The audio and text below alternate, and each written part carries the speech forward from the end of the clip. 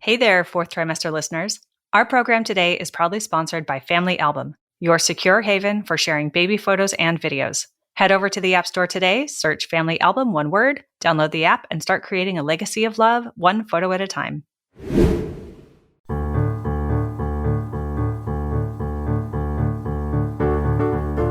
Hi, I'm Sarah Trott, and welcome to the Fourth Trimester Podcast. I'm a new mama, and this podcast is all about postpartum care for the first few months following birth, the time period also known as the fourth trimester. My postpartum doula, Esther Gallagher, is my co-host. She's a mother, grandmother, perinatal educator, birth and postpartum care provider. Fourth trimester care, our topic, is about the practical, emotional, and social support parents and baby require. And importantly, it helps set the tone for the continuing journey of parenting.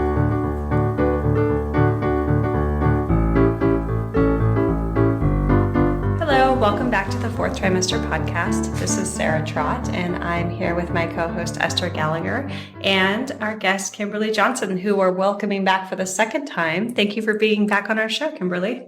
Thanks for having me. Yeah, welcome. As a quick reminder, anyone can go to fourthtrimesterpodcast.com to sign up for our newsletter, or indeed go to Magamama, which you can correct me on how you say it, but magamama.com to sign up for Kimberly's newsletter, which I encourage everyone to do because it's super cool. Thanks. So you can subscribe and get access to a pelvic floor tour video that she does, which I listened to recently, and it was phenomenal. I will be listening again. Oh, good. Yeah. Thank you for that. It's kind of like a pelvic floor walkabout with some differentiation so that people know really how to do Kegels, since everybody thinks they should be doing Kegels all the time, like what exactly it is. Mm-hmm. That's handy. There are different kinds. It sort of blew my mind. So it's really cool. So on our last episode with you, we touched on a number of topics, pelvic floor health, sexuality, postpartum, even some body image stuff. So anyone who hasn't listened to that episode, please do listen. But for this episode, we thought we could talk a little bit about identity as a mother. Yes. So why don't you talk to us a little bit about that? Well, before I ever became a mother, I had my own relationship with my mother, and I think that everyone could agree that let's say most people would agree that between all the choices of combinations of father-daughter, father-son, mother-daughter, in a way, the most complex of those is mother-daughter. And it's how, it's the continuation of the lineage through birthing. So like most people, my relationship with my mother was multifaceted. It wasn't just one way. And I'd say it was complex. It was complicated. And as such, it was even a challenge for me to decide if I wanted my own mom to be at my birth, which for me was a big decision because I lived in another country, and my mom traveled to the country I was in, Brazil, so that she could be with me. And she came at 40 weeks and I went to 43 weeks. And my midwife didn't speak very good English, and my daughter's father didn't speak English. There's a lot of dynamics in choosing that. And what I noticed in becoming a mother was just how my relationship with my mother changed and influenced the kind of mother that I wanted to be. And the chapter in my book that's on this is called Discovering the Mother That You Are. So we have all of these influences about what is a mother, and then we have these influences of what is a good mother. And then we have the choice about recognizing who we are as a person, who we are as a woman, and who we are as a mother. So like a very basic example is like my mom is a very traditional kind of mom. Like she is a Betty Crocker mom. Now she's an interior designer, but when I was growing up, she was the mom who made chocolate chip cookies when I came home from school, who loved hand sewing Halloween costumes, who's like really good at cleaning, like doesn't even think about it and cleans while she's talking. And sorry. Yes. I love that. I mean, just the way you describe it, I love that. Yeah. Yeah. So she has these very traditional characteristics of what a good mother is. And I thought, okay, I didn't really get it that being a mom is also being like a general manager. And I have like terrible production and management organization skills. And then when I became a mom, I was like, wow, like there's a whole lot more that goes into this. And these are not my strengths. Like housekeeping actually isn't a strength of mine. And when I realized that, it's like, okay, so then what do I think about myself because of that? Like, am I a failure as a mom because I'm not that mom? And, this conversation is so deep and so complex, but I think the main idea of it is that as we become mothers, and I only have one child, so I haven't done that multiple times, but I know that we awaken to ourselves as a mother in a different way each time. And our archetypal reference points are kind of limited in Western culture about what a mother is. And because we are living in an individualistic culture, and we don't have a lot of, like a sociologist would call like an extended kinship network, we hold ourselves to a very high degree of perfectionism on motherhood because we're not distributing that task. So I love, like Clarissa Pinkola Estes says, that even if you have the best mother, like even if you won the mother jackpot, you still need todas las madres. You still need all the mothers. So that really, what that means to me is like each of us is only one facet of the gem. And even in and of that, I mean, we're all such multifaceted beings. But like for me personally, like what I do well as a mother is I'm very emotionally attuned. I'm sensitive, and I'm creative, and I'm playful. And some of those things I certainly got from my mom. The things I'm not good at are routine, doing the same thing at the same time every day. Sometimes I'm not good at being emotionally consistent. Sometimes I'm unsure about boundaries of what's appropriate for that relationship and what's not appropriate for that relationship. And so if I surround myself with other women, then my daughter gets to experience, and my mom and, my grandmother, she gets to experience, oh, this is that version of womanhood. Like, oh, grandma is really fancy and she loves getting dressed up and wearing high heels and spending lots of time in front of the mirror. That's like, wow, that's like an Aphrodite version of femininity. And then, oh, wow, my mom's like really fierce and really opinionated and, strong. And I think that when we can see it in this way, that really we are meant to have a team, a tribe, a community of people that are raising children, it takes some of the pressure off of us to be the perfect mother, to be the mother that is all of those things, which is impossible. Well, not only that, but I like the way you're saying it. I would reinforce to be the mother. I mean, I think we're the birth mother.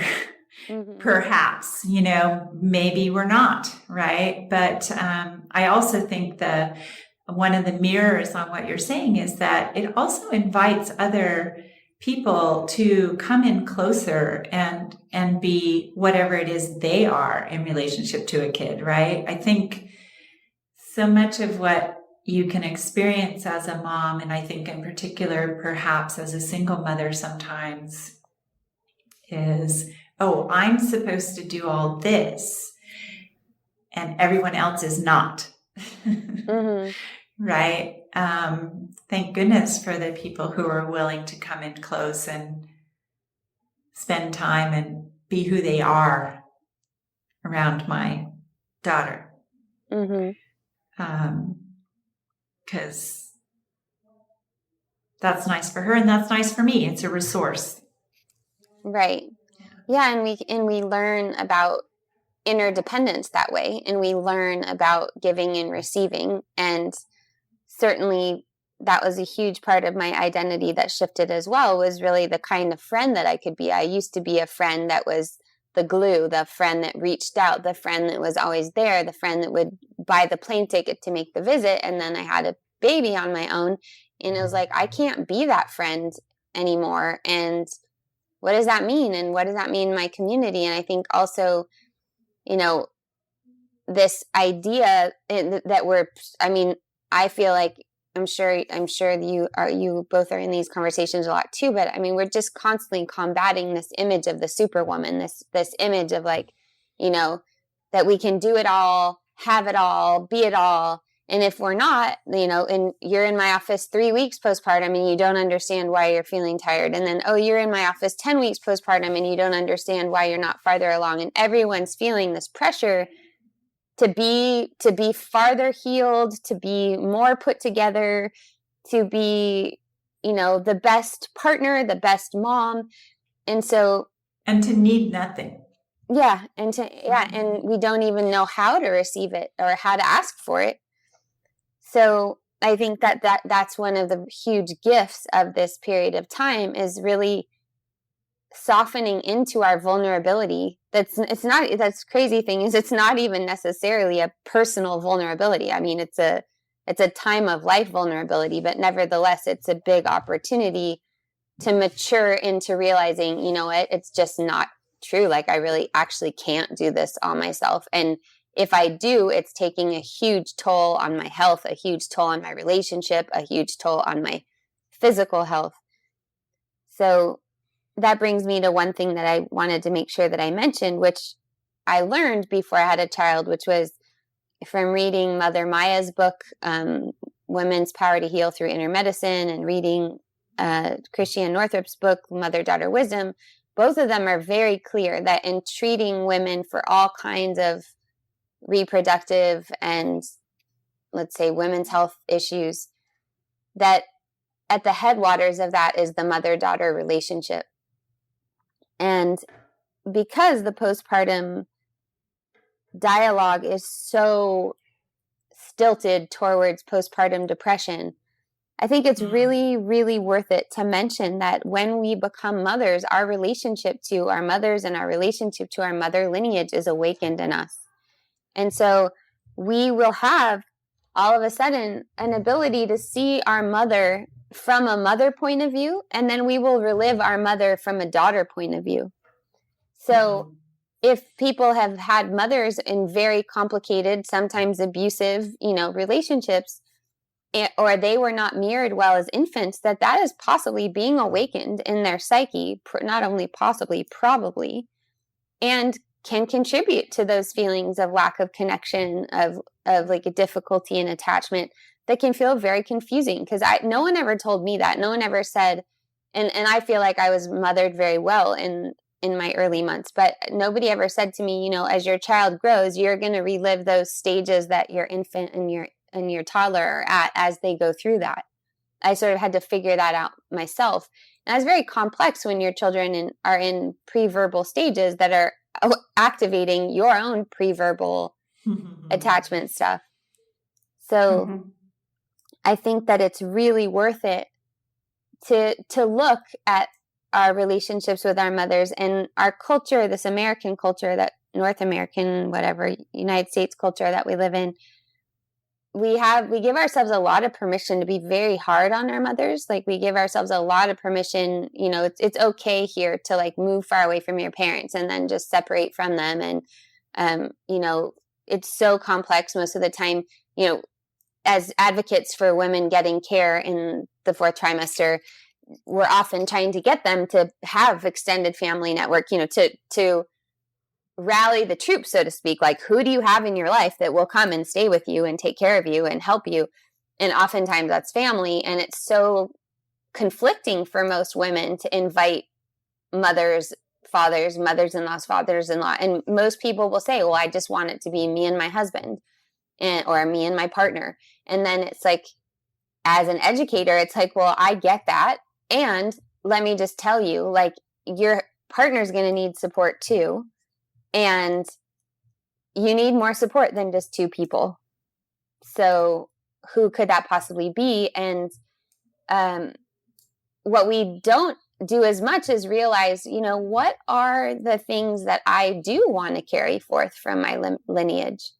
And I'd ask everybody, even listening, to just give that a thought, make that a journaling entry for a morning. Like, what are the parts of my mom that I actually want to repeat? What am I carrying forward in my parenting? And when we get really honest about that and we express that to our parents, the dynamic completely changed, because instead of being petulant kids who are pissed off about what we didn't get, all of a sudden we become grateful adults, and that changes the entire matrix. Because parents, just like we're feeling like we're not giving enough to our infants, parents feel responsible for all the things and ways they feel like they didn't do well with us. And they don't often give themselves permission to take responsibility for the things that we've done really well. And if they've parented well, we should be a higher evolution than they are. We should be carrying forth the best of the possible characteristics that they gave to us. And so identifying those positive things, and then not only that, but expressing them, can be a really powerful way to create an atmosphere that you want your child to be in, so there's less avoidance and eye rolling and division, really, in family. Well, I'm going to just insert a little plug at this point, because I think that in our culture in particular, and we've talked about this on the podcast in the early days of the podcast, that so often I'm being recruited, hired to be a postpartum doula because of the complex relationships people have with their parents, and a sense of not being well connected to family members in terms of being nurtured and nourished. And so that's a big discussion for us in the trajectory of this and the history of this podcast. And I think there's a lot there in the early podcasts for parents of parents to be, or new parents, or even potentially not so new parents, in terms of what is it? What do our kids need when they're becoming parents? And some parents might also not feel capable of giving that support, and they're probably very grateful to pay someone else to hire the doula on behalf of their children. Yeah, in some cases. I don't think parents are replacements for postpartum doulas, because it's a completely, a postpartum doula is somebody that a woman can count on and that's going to come and have a completely, there's not going to be all these potential triggers that there would be with a parent. It's just hopefully not. Yeah. But also vice versa, wouldn't you say? Like, I don't think that, there's no sense in which I can bring the wonderful richness that the complication of your relationship to your parents is going to bring you. There's so much that you're pointing to, Kimberly, in terms of all the potential to learn and grow as a human in the process of also being a parent, that we can dive into in terms of our ancestral relationships, whatever those are. I'm hearing two strong themes, and I would love to hear your thoughts on what you think about these. But it seems as though there's two things that have to happen. One may be a prerequisite for the other, and that is loving oneself enough to feel worthy and deserving of working on themselves, and loving themselves enough to want to go on that journey of self-discovery. And then two, kind of knowing how to go about that self-discovery. Like, if there's someone listening who thinks this is a great idea, but where do I start? Like, where would they find that information? First of all, how do they feel worthy? And then secondly, where do they start? Yeah, the worthiness piece is one that's really big on my mind, because I feel so passionate about the work that I do. And I feel like it's just like the nexus of women's health in a way that has so much potential for women to heal and mature in so many different directions. And I get very frustrated because a lot of women contact me and they tell me these really intense stories, like they'll write it out and it will be even hard to read, like these birth stories that are just, where they just prepared for one thing and another thing happened, and then they're 4.5 months postpartum and they've gone to 12 visits with different doctors and everyone's telling them everything's fine, but they don't feel fine. And then they come in and I'm like, no, obviously this isn't fine. But when those people write me their stories and then I tell them what I charge, and then they write back and say, oh, I have to talk to my husband. And then I never hear back from them. And it's very frustrating to me how little women are willing to invest in themselves. Because I know that if it was their baby, they wouldn't say, I'm going to ask my husband. They would be like, oh, my baby needs this. And what's happening is that so many women are not caring for themselves, that their anxiety is getting displaced onto their baby. And so people are doing all these tongue tie cutting and it's like the incidence of that is like, whereas 15 years ago, 1% of babies are tongue tied or lip tied. Now it's like 50%. And it's all because women aren't being supported and valuing themselves enough to rally the support, pay for it, save for it, whatever it is. And people don't know. So they know to get childbirth education. They know to pay attention to the kind of birth that they want, but they don't know save up for postpartum and put your resources there. If you want to actually be stronger as a mother on the other side of these 40 days, 60 days, 3 months, then there needs to be a support system in place. And so, I can't really say how for someone to value themselves enough. What I can say is that it will return to you exponentially. And rather than waiting until it's so bad that you're so deep in a pit that you don't know even which direction to go, which is, people just, they wait until it's like, I can't possibly bear this anymore. I'm wetting my pants all the time. Or I can't possibly bear this anymore because I won't even look at my partner. Or I can't possibly bear this because I want to have another kid, but I'm so terrified because of my last birth. It's like, let's have some long-term thinking and value our health, like value what we're contributing, not because I hate that analogy of the put your own mask on first. I think that's bullshit. And especially as a single parent, that's just so not what parenting is like. Like, it's just how many times I was like up in the middle of the night for hours and hours on end. And there's no such thing as like me getting self-care first.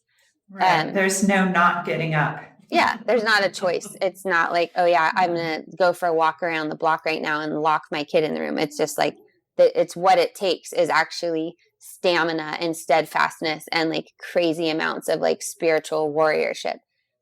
But so valuing yourself, all I can do is speak to what I know to be true, which is if you do it preemptively, you save yourself a lot of time, space, heartache, perhaps even your relationship if you have one. Like, that's what's on the line. Like, I kind of want to tell these women, like, will you have your partner call me? Because I'm pretty sure that they want to have an intimate life with you. And I'm pretty sure that if you're wetting your pants like nonstop, or sex is painful, or you just don't feel like yourself, that's not going to come online for a really long time. So I'm pretty sure that $150 or $200 or $400 is worth it when we're talking about like your relationship over time. Hey, fellow parents, can we take a moment to reflect on the joyous chaos that is parenthood? You know those days when our hearts swell with love at the sight of our little ones and we're bursting at the seams to share every adorable moment with the world. But let's be real. Some things are better kept in the family, and your loved ones who matter the most aren't always close by, and they might not be that tech-savvy either. So how can you easily share your baby's beautiful growth with loved ones while keeping your precious memories secure? I remember the frustration of trying to use some of the big tech photo solutions, only to find they fell short of what I needed. That's when I stumbled upon something truly remarkable, the Family Album app. The Family Album app was created to give parents a secure and easy way to share photos and videos with loved ones. It's an orderly and totally secure haven for your family's personal memories. I love that there's no third-party ads, no unwanted eyes, unlimited storage, and that it's totally free. So to all the parents who are out there still trying to use other messaging apps for your kids' photos, it's time to level up your family photo game with a free photo sharing app. Head over to the App Store today, search Family Album, one word, download the app, and start creating a legacy of love one photo at a time. Or think of, this may seem extreme to some people, but people don't budget for getting cancer either, right? Yeah. But if they got it, they would pay. Right. To try not to have cancer, right? And what would their justification be? I have family members, I don't want to leave my family. I'm not ready. Okay, well, here you are having a life, right? And nobody budgets for life. Yeah. You just get a life and then you live through it. And sadly, we live in a capitalist culture where this kind of stuff costs money. That is sad. I mean, I'm sure, Kimberly, you and I would give ourselves away if somebody paid our rent and made sure we had groceries, right? We would do this work because we were born to do this work. Our lives have been... But you know what? People also, I'm sure it's the same for you. I mean, you don't get into birth work because I was a yoga teacher before this. I just laugh at myself. It's like I go from one poverty mentality career to the next. But it doesn't, if somebody wants to work with me, they figure it out because they bang on my door until they say, can I give you a payment plan and pay you $30 a month for the next 12 months? Of course I'm going to say yes to that. Of course. But that's not what happens. People drive up. I was doing a pay what you can day. People drive up in a BMW SUV to pay me a third of my rate. And I'm like, okay, this speaks to value. And now I'm getting better about it for myself because I'm like, I'm in the mother martyr where I'm a single parent and I'm doing all these things and I'm definitely not driving a BMW SUV. So how serious are we? And I've never heard this cancer analogy, but it's true. I mean, if you got in a car accident and you totaled your car, you'd have to figure out a way to come up with the money. Right. And our health and our intactness is that important. And if people think, oh, it's just a little leak here and there, so I'm going to get these freaking special underwear that will not get wet. Well, how do you think you're going to be when you're 60 or 70 or 80? It's just going to get worse. And people don't realize until they come and attend to it. And whether that's mental health, whether it's a physical injury, whether it's attending to your mother lineage, they don't realize how many other areas, including how their ability to show up as a parent is. It's not it's just going on in your own mind. It's happening because you're in the mother-baby matrix. Yes, absolutely. I mean, if the mother lineage part is the part that someone's interested in, there's a chapter in my book, which will be out in November. I really do like the 2 books I mentioned earlier, which we can add to the show notes. Great. I love Laura Gutman's book about, it's in English, it's called Maternity, Coming Face to Face with Your Own Shadow. It's a beautiful book about this and, engaging it and recognizing what's current, what about how you're relating with your own mother or the mother inside you is really the mother that you want to be, and taking stock of those archetypes. We've got the virgin mother. Okay. So that's a whole other piece of this conversation that we'll go into another time, which is what does a sexy mother look like? Yeah. We've got the virgin mother, but what's a sexy mother? What's a seductive mother? Do you have any models of that? How does that resonate in you? Perhaps that's affecting how you can engage with your partner if that feels incoherent. So there's just so many ways that our identity shifts. And we don't really talk a lot about that in Western culture of transformation sounds really good. Everybody wants to transform, but it's painful. There's things that die and have to let go in our identity as we birth a new part of our identity. Absolutely. Yeah.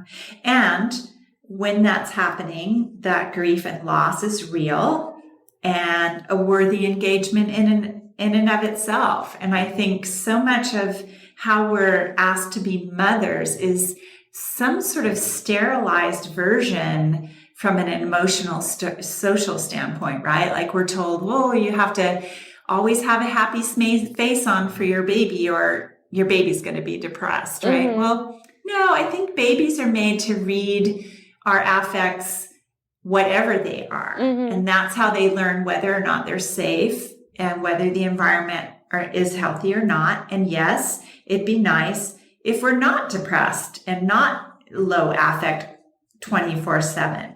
Mm-hmm. And that might take work. It doesn't help to be shamed into it. It means we need to be invited to have a broader experience, right? Yes. And not just one experience, including the sanitized, mom's always happy, everything's fucking great all the time version.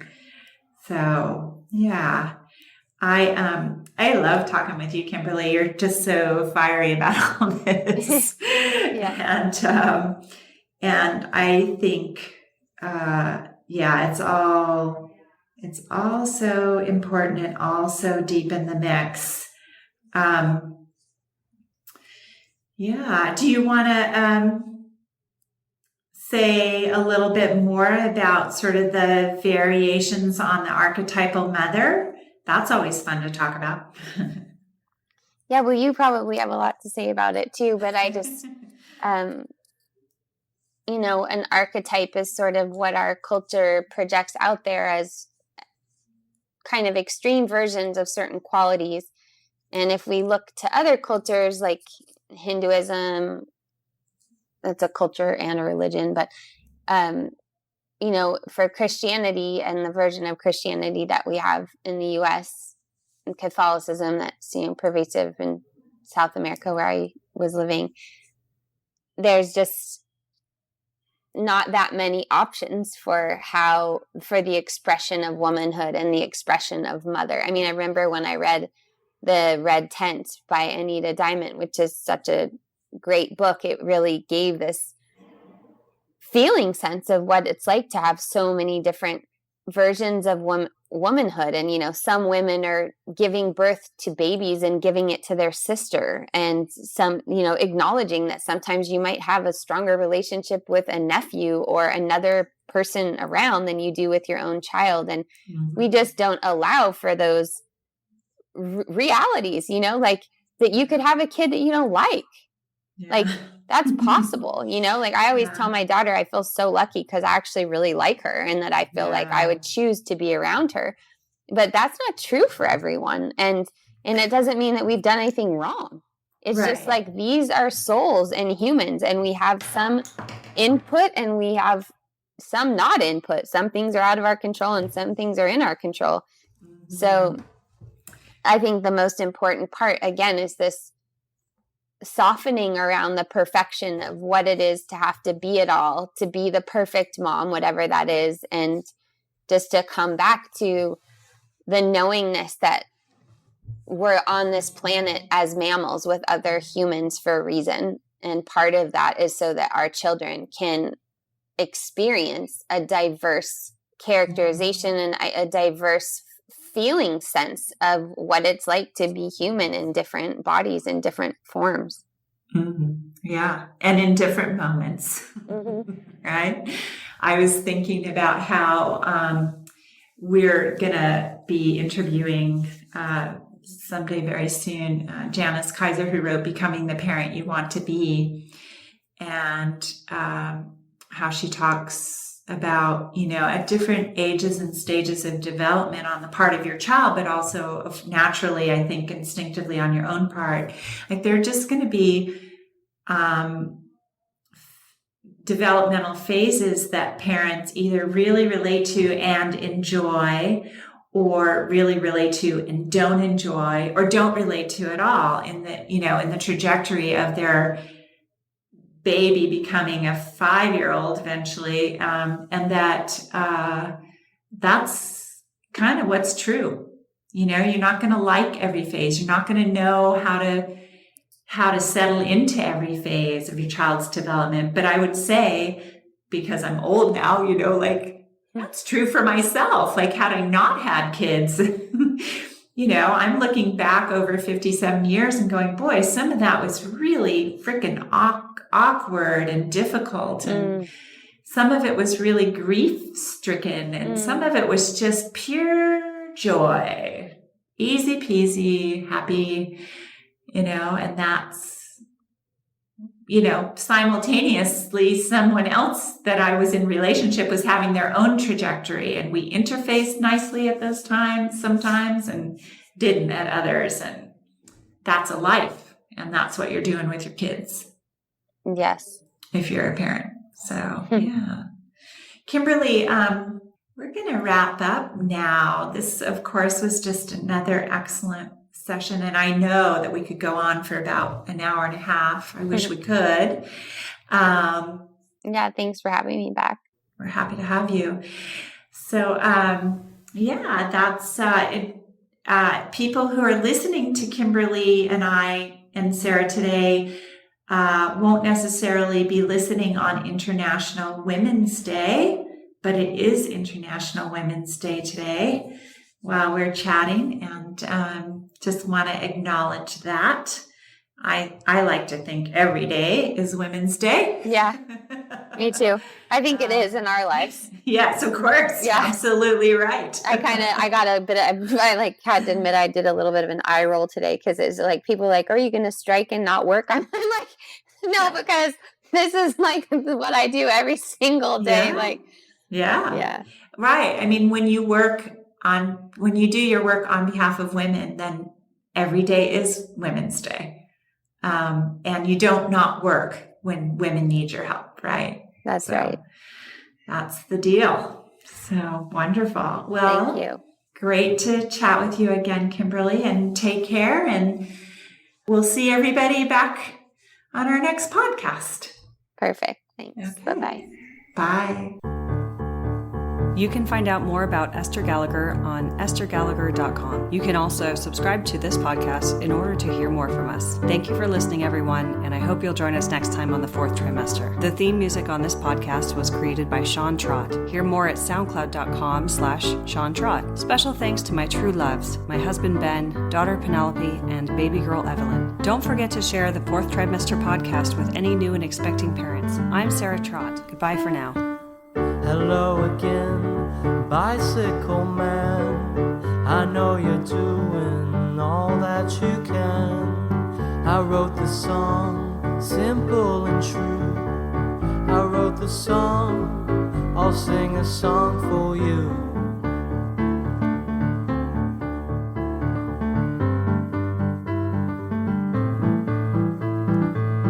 You got your wheels, you got your gears. You ride around town without any fear.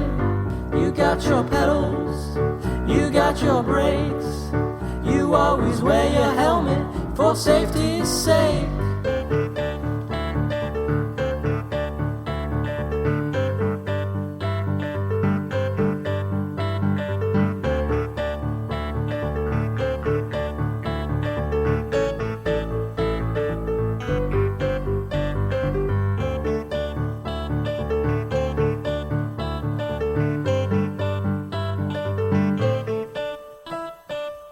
Hello again, bicycle man. I know you're doing all that you can. I wrote the song, simple and true.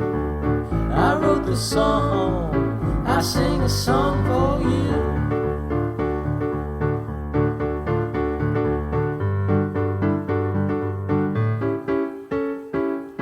Hello again, bicycle man. I know you're doing the best that you can. I wrote the song, simple and true. I wrote the song, I sing a song for you.